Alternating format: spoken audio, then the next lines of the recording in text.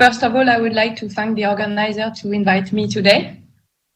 So I will present some work that been done with several collaboration about certification. So when I say certification, I mean aeronautical certification for systems that may embed artificial intelligence. So I will first introduce a bit about the ANITI project. It has been mentioned several times today, but anyway, I will give you a hint. So it's one of the four free AI institutes that were supported by the government in France. And so the one in Toulouse is called ANITI for Artificial and Language Center. So it started in 2019, and it involved lots of partners that I put here. And one, maybe the particularity of ANITI is to tackle transport sector, in particular aeronautic, and also Industry 4.0. Second specificity is to combine either the data-based approach together with the model-based and reasoning. And in front of that, we would like to answer to acceptability, challenge, fairness, explainability, robustness, scalability, and adaptability. So, and these are the partners. If you are interested in the project, you can have a look to our webpage or contact us anyway. Okay, so why do I mention ANITI? It's because I am part of the project. So I am, for those who don't know me, I am a research engineer at ONERA, the French Aerospace Lab, and also I have a chair in the ANITI project. And the work I will present belongs to this ANITI contribution. Okay, so that's it for the very general introduction, and now I will move to the practical content. So when I speak about certification and aeronautical certification, the idea is to have, at the end, a type certificate from the certification authority to allow aircraft to fly. And to obtain this kind of type certificate, the applicant, so the airframer, has to convince the certification authority that the product that has been developed fulfills the regulation and the laws. So when I mean convince, it consists in providing several argumentation to show that the system is compliant with the expected requirement. And one classical way to do that is to fulfill or follow what are called the acceptable means of compliance, which are the standards. Okay, so if now I'm looking at a system that contains AI, then it will mean, if you see the figure, the picture here, that it has to fulfill a set of standards. And among them, at least the one I've mentioned here, and probably others. So in particular, you have the first one, which is the ARP 4754 that tackles the process development of system. And if within the system, there are some software development, there is this DO 178. There are some specific hardware, then there is the DO 254. And there are others, but at least these three main.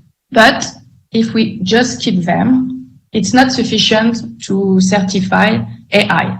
Even if we just follow them, the answer will be no, it's not possible to certify your system. So there is a large literature on that to show why these standards are insufficient. And today there were already some explanation. And I mentioned here one of the possible lecture to see that, which is a report from NESA. So among the problem, there is the problem of a specification. Because until now, as for instance, Fabien Mangeant showed earlier, we used to have this complete specification and did regular development. And today, some systems, some AI systems don't have this specification. like we use to understand the notion of specification. And there are other types of problems. If you are interested in literature about the certification of AI, there's no answer today, of course, but there are some roadmaps that were mentioned earlier. In particular, the certification authority, they posted and they published a roadmap. And together with the roadmap, there were an additional report that I mentioned here, the CODAN. If you also are interested in more in the standardization, there is also this ROCAE group that was mentioned earlier, the working group 115, together with the SAE, sorry. So this group mixed together a lot of people from the aeronautic industry, so the main partners, Airbus, Thales, Boeing, and so on, and also other people. So, for instance, I am small contributor to this, and soon will be published a first step, which is called the statement of concern, where has been identified the problem that has to be tackled. So, for instance, in this talk, there's no answer, but just the identification of a problem. Whereas in the EASA document, there are some leads to answer or to go to. So these are the two official publications, but you have also some groups in parallel that put together the main frame. In particular, you have the AVSI document that has been published really soon, and the DEAL group led by IRT Saint-Exupéry that was also mentioned. They have, because I'm also part of that, written a white paper that is what will be published publicly very soon, like December at the very last. Okay, so that was it, just to give you some inputs about what I would like to speak about. So for the rest of my talk, I will focus only on supervised learning. So there's no reinforcement, nothing like that, and deep learning. Okay. So now that I put the global frame, let's move a bit to some answers that I can give you, but it will be more questions than answers. I can just tell you that. What we have to keep in mind is when we think about certification, we always speak about the certification of the system. So what do I mean by system, or what is the definition of system? So a system, you can think of the flight control system, for instance, for an aircraft. This is a system. You have a flight warning system, etc. So you have a set of systems, and a system must provide a certain functionality, so a set of functions, and the system is implemented on a set of components, equipment, items. So we can see it very schematically as shown in my slide. There are a set of input that can come from sensors or other systems. There is this implementation that is done with some hardware, some modules. So by a module, I mean a processor executing some code, some dedicated hardware, etc. So a set of items executing something and provides the output, which can go to other systems or actuators. And when I speak about an AA-based system, it means that somewhere in my system, there is a piece of code that implements a neural network that has been trained before. Okay? And when we think of this type of system, and that we want to certify them, because when we certify the product, then we certify the subsystem also. There is a problem? You don't hear me well?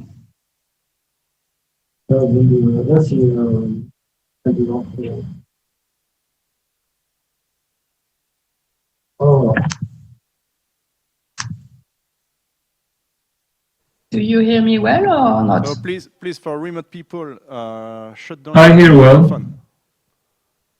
Okay. And in the room? It's okay for you, Claire.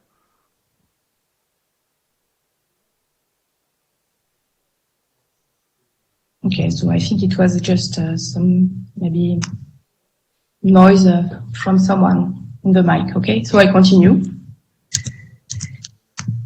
Okay, so for this system, there are a set of safety requirements that needs to be fulfilled. So for instance, if I think again about the system of a flight control system, the system is very important, meaning that if it is lost, it has catastrophic consequences. So that when this type of system is considered, the objective would be that we don't want the system to be lost more than 10 to the minus 5 per flight hour. This is an example of objective. There is also some requirements about the way the system is developed. There is a development process that goes on the system, and then that will go inside the item, because we will allocate some refined objective on the items. And when we think about the software, that we will have a specific development process for the software that includes test and verification, etc. So I give you 3 examples of system. So the first one is the avoidance system, ACAS XU, for drone. So maybe you've heard about this system because there is a large literature for the moment on this system. So it's also another standard that is done by EuroCAE and RTCA. So the standard 75.1. So it's under development, but anyway you can find the specification. And in this standard, there's no artificial intelligence, but there are several work from American university, in particular Stanford and MIT, that try to change a bit the ACAS specification in order to include neural network. So in the original system, the on-chip, so it's a system that comes with the ACAS system, is there to check whether an intruder enters around and has to avoid the intruder and all the possible intruders. And to do so, the on-chip has several sensors, some to detect its own state and position, and some other sensors to detect the intruder position and state and information. From these sensors, there is an estimation of the overall state, and with what is defined in the standard and hardly coded as a set of lookup table, the on-chip decides to do something. So this decision could be not to do anything and continue its trajectory, or to go on the left or on the right. Okay, so there are also some vertical, but I will just speak about horizontal decision. So in that case of this system, one objective for the system can be the one that it is written in red. So what we don't want to happen is that the intruder enters the on-chip envelope. So envelope is a zone around the on-chip, so it's a closed zone. And if the intruder penetrates there, it's very dangerous because they can enter.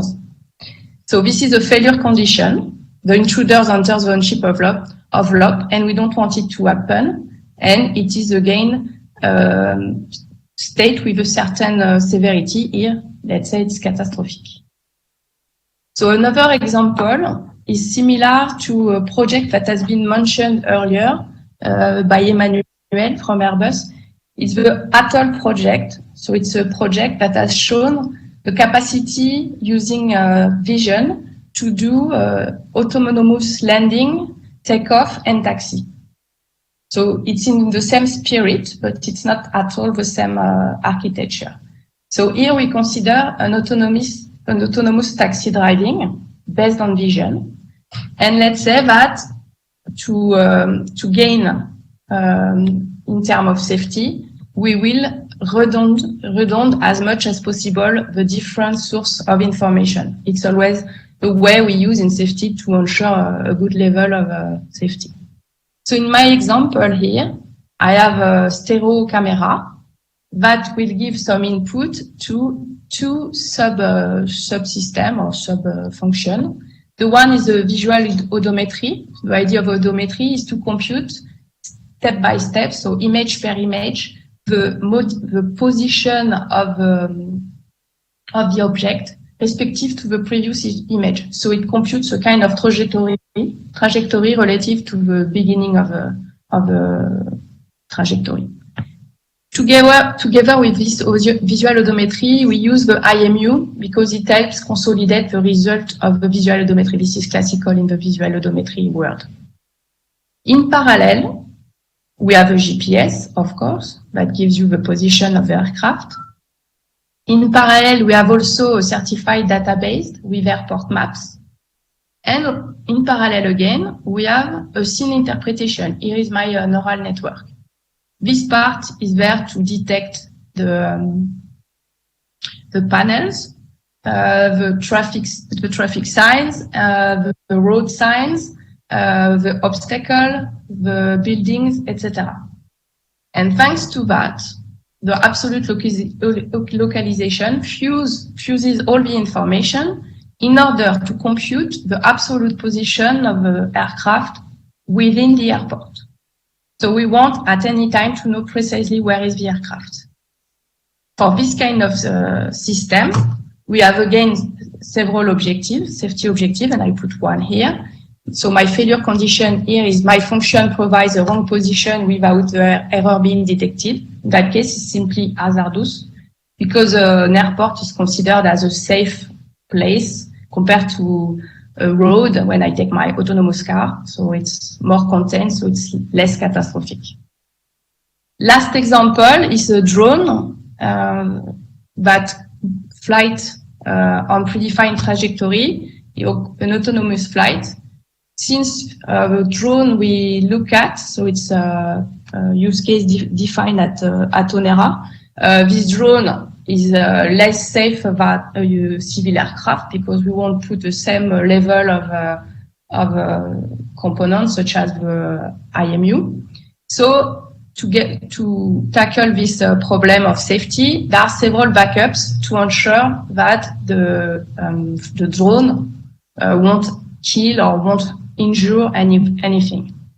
So there are several backups, and among the backups, there is an emergency landing based on vision. So there is a camera in front of the drone to detect, if necessary, a planar area to land safely.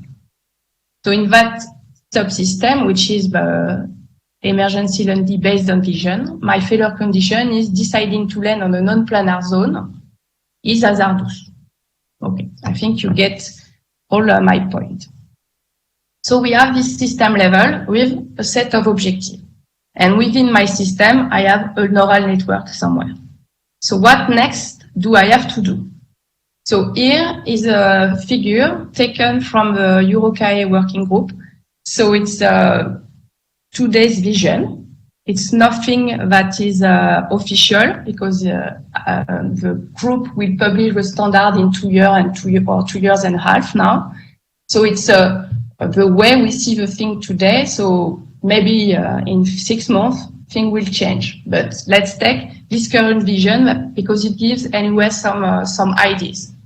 So for those who are familiar with the DO 178, so you will recognize the design flow. So if you go from the left to the right, there are these black arrows which show the design flow.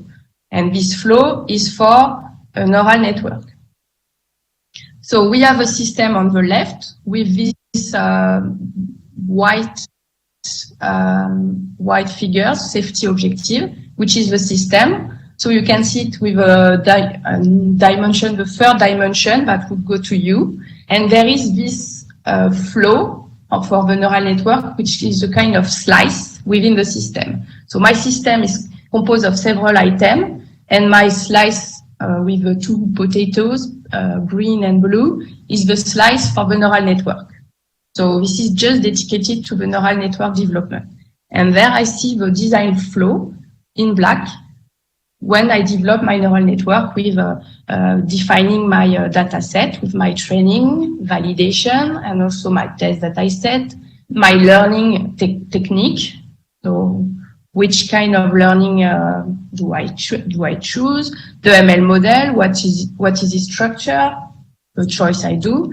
And then I arrived, once everything has been learned and here to my verified model, and then I would go until the executable if it's software. And as we have seen earlier, I am at the certification level. So here it's a feed-forward design flow, but in the reality, it's not at all like that. It's very interactive, etc. But when we speak about certification, we are at the end. So everything has been done, and we explain that we did everything well to obtain a sufficient level of confidence. Okay. So for those who are familiar, you see also that these two potatoes show the splitting that has been done in terms of standard. So the blue refers to the IRP. So this would belong more in the IRP way of doing, let's say it like that, while the green is really the system, the software development and hardware development. So it would be as it is in DO, in the DO. Okay. Now we have the blue arrows that goes back. So it's the contrary of the design flow. The blue arrows illustrate the certification activities that could be made, because here it's a proposal and not at all the final, but that could be made to support the argument that the result is trustful. So for instance, if you look from the independent data set up to the safety, you see that it is the data management validation, more or less. If you look at here, the model error mitigation, you can see it like design learning assurance way. You can also qualify some tools that you use to learn. And if you look at the verified model, so it's the model that has been trained with its hyperparameters, then there is a verification from here to the safety requirement. So here it's more usual. And then when we go to the development, we have again some verification and validation at several points. Okay. As for all kind of standard, this is a generic standard, but not all activities will be needed or mandatory for all the systems or for all the neural network. It will depend on the item criticity. It will depend on the item type of artificial intelligence. So for instance, not all artificial intelligence are equivalent in terms of difficulty. So if we think again about my first example, which was the avoidance system, the ACAS system. So here I had the lookup table, so I have a complete specification in that case, and I want to replace them with neural network. So I have a reference to check my system.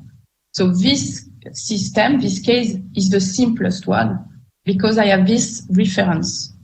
If I move to the next one, imagine that I want to embed an approximation of a Fortran code or scientific code that has been developed in my company. So I may have several qualified and certified scientific code that are able to compute very interesting things, but that takes hours or days. If I am able to approximate them with a neural network, which we call a surrogate model, to embed that on board, it would give me also help for my my trajectory and whatsoever. Again, this situation in terms of certification, okay, it's worse than the ACAS, but it's still good in the sense that I have again a kind of reference. So I have to run my code, but anyway, I still have a reference about the specification. And the final one is the case where of vision, for instance, I have no specification, I have no ground truth, and then what would be the worst in terms of the complexity of a certification activity. Okay, so that was to give you the general idea, and now I want to zoom on two parts of my certification.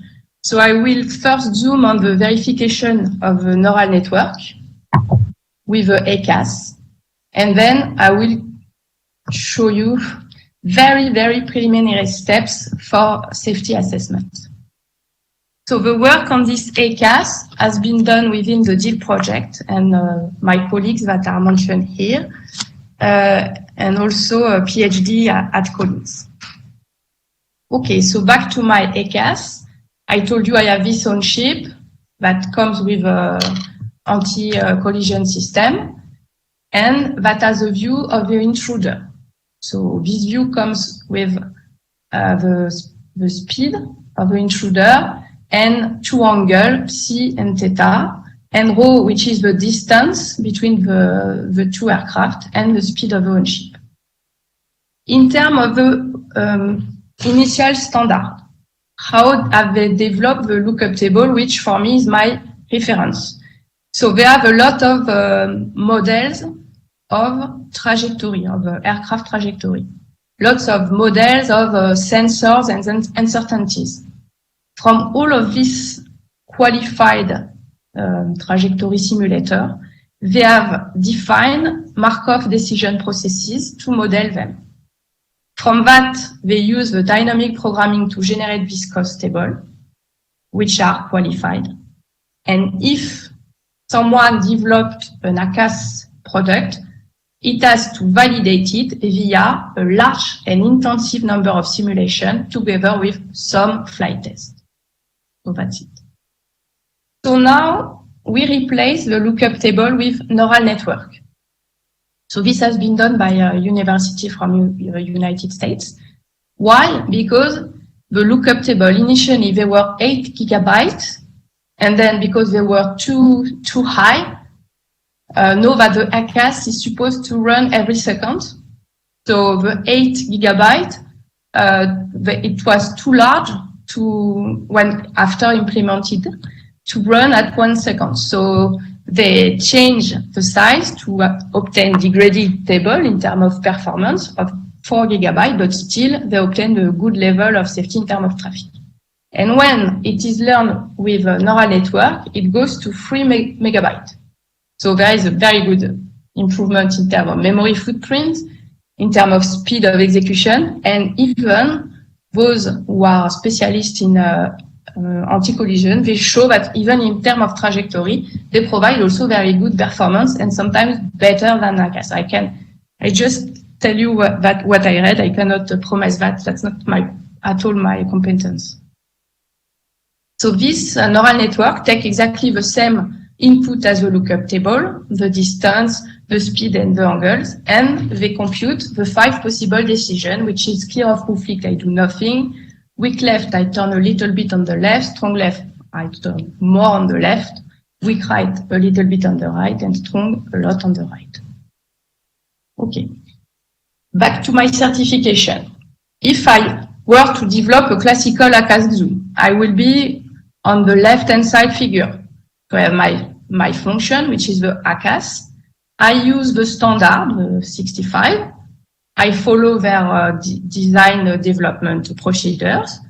I embed directly my lookup table. I do the intensive simulation to validate. I do a regular development. And if I did everything well, it will be good. I will be certified. We replace the lookup table with a neural network. So we have to change these procedures of certification. So what we promote in the group is to first add some learning assurance by learning the neural network in a certain way to provide some guarantees. Use formal verification in the sense of model checking, SAT-SMT, and also to do simulation at the system level like the other did. And to summarize all the activities that we've done, we explain our argumentation via an assurance case. So let's have a quick look on the different steps. So first, to do that, we had to get the table directly from the RTCA repository. This needs to be a member of the RUCAE or RTCA. Once you've got this lookup table, you have to read the documentation and the standard to make them run. It's not that easy, and there were a lot of guessing to do that. And if you look at the figure, so we have developed a colleague of us, a Python notebook to explore that. And if you look at the figure on the top here, for those who have read some paper of ACAS, this is a classical figure. So it's the on-chip, which is supposed to be at the 0, 0 coordinate. And each pixel is, if the intruder is at this position, which decision will be taken by the on-chip.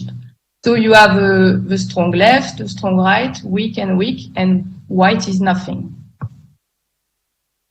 Together with this printing possibility, was developed also a simulator to see how behave either the intruder and the on-chip. So this figure here shows you an intruder and an on-chip. So in blue is the on-chip, and the intruder. So both of them here have an ACAS. In terms of learning, so we have no answer yet, but what we propose is to do a kind of design space exploration to check which strategy is the best for our case. So we could do as the Reluplex initial or seminal paper to define 45 neural network, which depends on the previous action plus the vertical separation between intruder and the on-chip.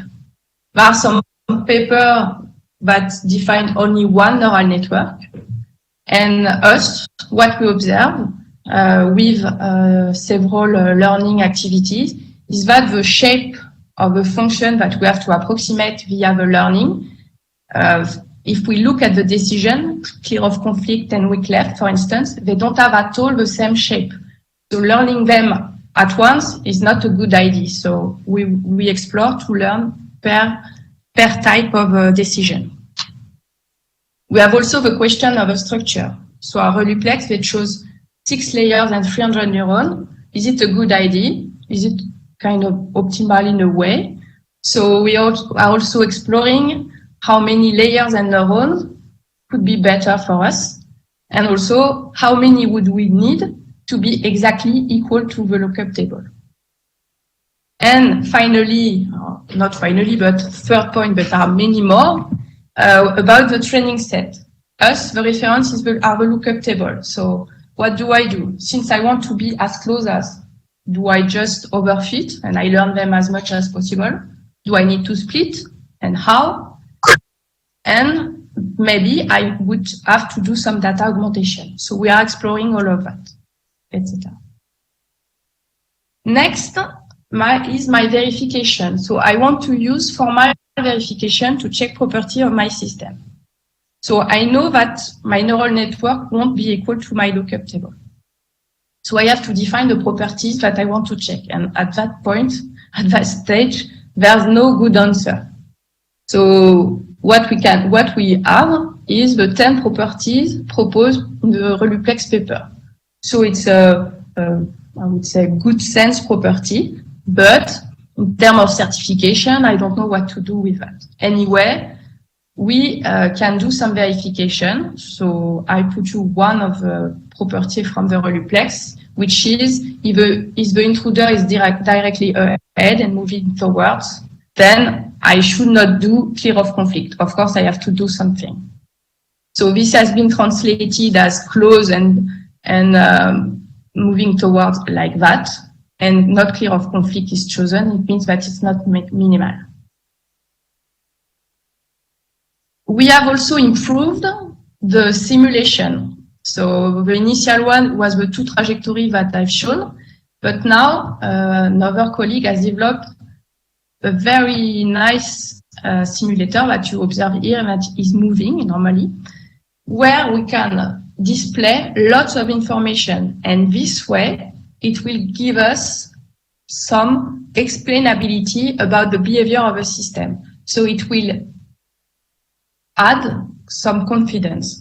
So if you look here, on the top, here we have 2, so one intruder and one on-chip using the lookup table. If you look down, you have 2 aircraft, one on-chip and one intruder with the neural network. So looking just at the classical picture, you see that the neural network does not behave as the lookup table. And here you have a trajectory, the simulation of a trajectory for both cases. So at the beginning, the two intruders are together and the two on-chip are together, as it is now, you see. And then when it's moving during the simulation, they will, of course, split because there is this discrepancy between the lookup table and the neural network, etc. And finally, because we will have done all of this, we will construct an assurance case to convince that everything has been sufficient and well done to obtain a good level of safety. So I don't know if you are familiar with assurance case, but it has been developed initially for safety concerns. And the idea is to structure and organize so elements to exploit or explain an argument around the different activities and documents that has been provided. For 10 years now, it's used more and more in certification because it's very well adapted. Certification needs reasoning that is not mathematic. So I cannot put everything as a math formula. It's sad, unfortunately, but that's the way it is. So I need to make a reasoning and explain it as much good as I can. And the assurance case provide this kind of way. So instead of having a tsunami of documents, I will instead explain my argument and directly put the document. So I don't have our assurance case yet, and anyway we plan to publish everything beginning of 2021. But you can find in the literature people who tackle or target exactly the same question, not for VIACAS, but more in general. So I put you an example here from the group from York, where the GSN notation comes. So they want, like I said, to provide system-level assurance. And you see that the system contains some ML component, like my case. And you see that to show the system-level compliance, they look at the monitoring, what is running in front of the ML model to increase or to ensure redundancy, how the ML has been integrating inside the system. And then there is my slice where they will dig within the ML itself. And they also ask themselves another problem, which has been mentioned already earlier, and which is very important. What about the update of my ML? If I fulfill this assurance claim, they don't provide answers, but they provide some means to explain a reasoning. So they say that to give some assurance on the ML, we need to know the safety requirements dedicated or refined for the ML. We know the operational environment, which is classic, which kind of model has been learned, what are the data sets, and then we have to provide the evidences, which is what we have to do and which are not provided. Together with this work, I co-supervise a PhD with Collins that works specifically on verification of a system embedded AI. So he has developed a specific tool, which I hope will be open source soon, in a bit in the mood and the idea of this paper. So the same people from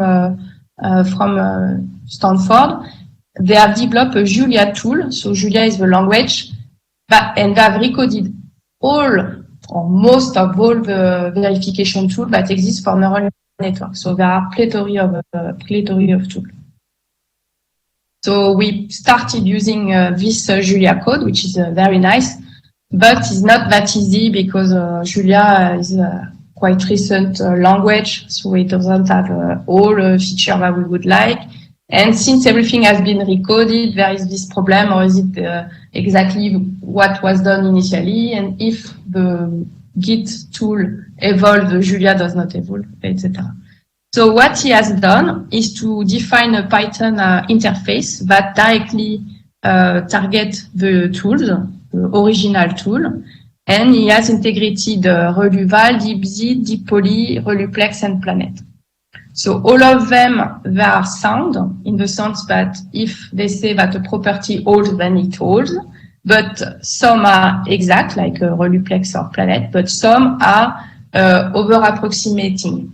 So if they say it doesn't hold, we don't know, it's unknown.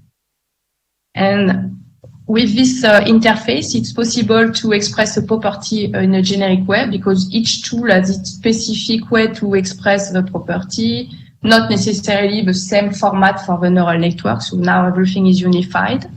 It's also possible to divide the input as a set of a sub-block and then to parallelize the code, etc.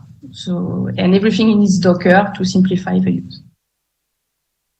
So that's it for my first Zoom. I will go quickly to the second one, which is a collaborative work with my colleague from Onera on a project called Phidias. So this project is on the drone. So I'm back to my last example of system, which was the emergency landing based on vision. So this emergency landing was one of the barriers, safety barriers, or backup in case of internal failure. And you have here the different barriers that have been defined for the drone.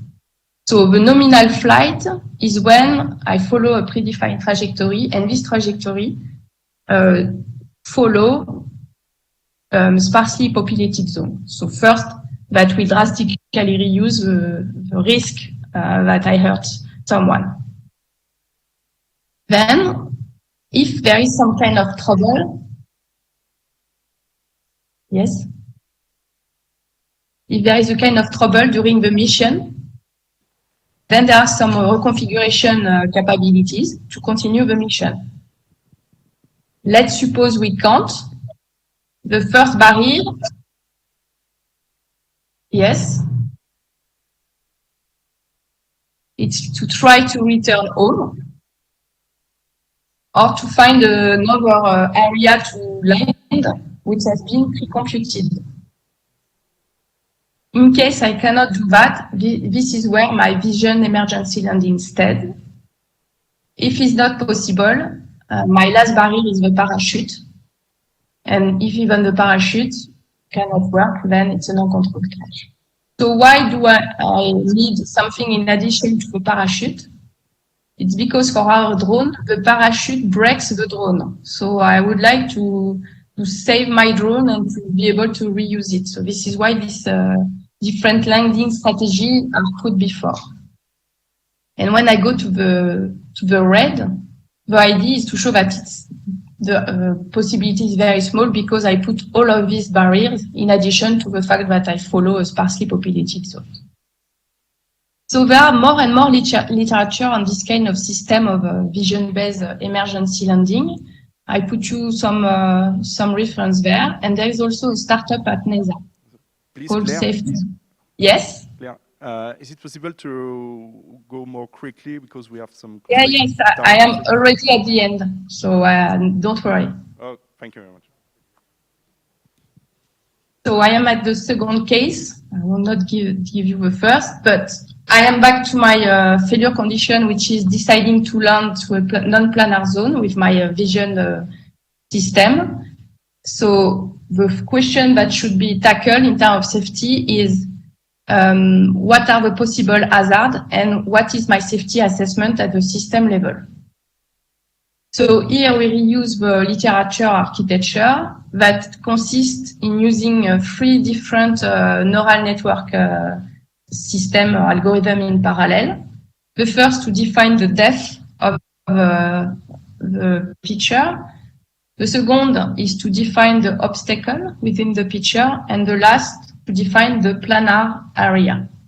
For the safety, first there is another subsystem which is there to detect the external hazard and a safety monitor that will check the coherence between the output of the free algorithm and also the coherence with the previous computation by the algorithm. And at the end, my data fusion tries to find this planar zone.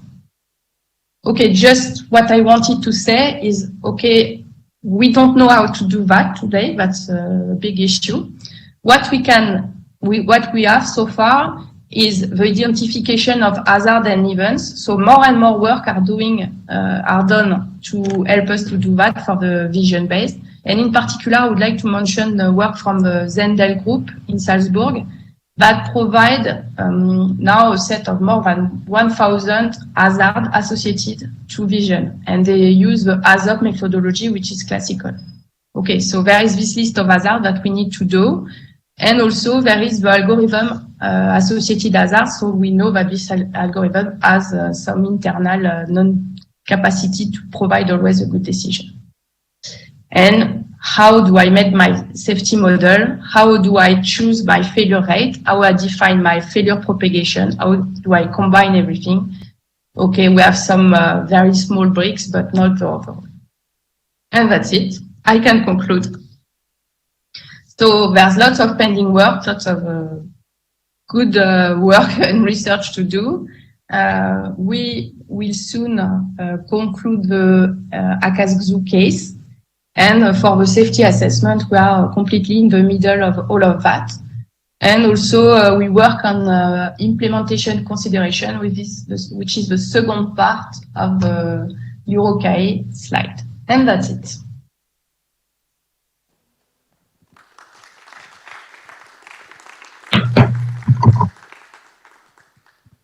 Thank you, Claire, for this presentation. We can take time for 1 or 2 questions.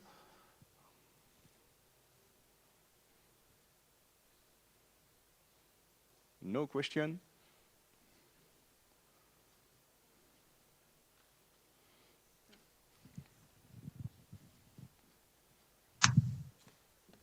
Yeah, it was clear.